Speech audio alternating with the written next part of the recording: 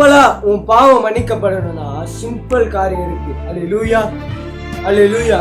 அநேகர் சொல்லி இருக்கலாம், உன் பாவத்தை விட முடியாது, உன் மகன் இவ்வளவுதான், உன் வீட்டுக்காரன் இவ்வளவுதான், அநேகர் சொல்லி இருக்கலாம்.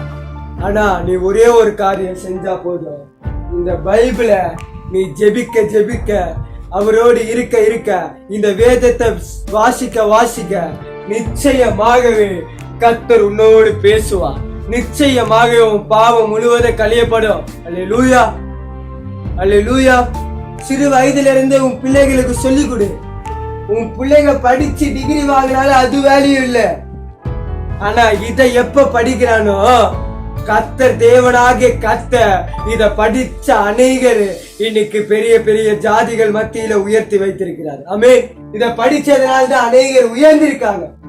உன் பிள்ளைகளை நீ படிக்க சொல்லும் போது, உன் கணவனை படிக்க சொல்லும் போது, நிச்சயமாக உன் பிள்ளை, உன் குடும்பம் எல்லாம் உயரும். ஆமென். அல்லேலூயா.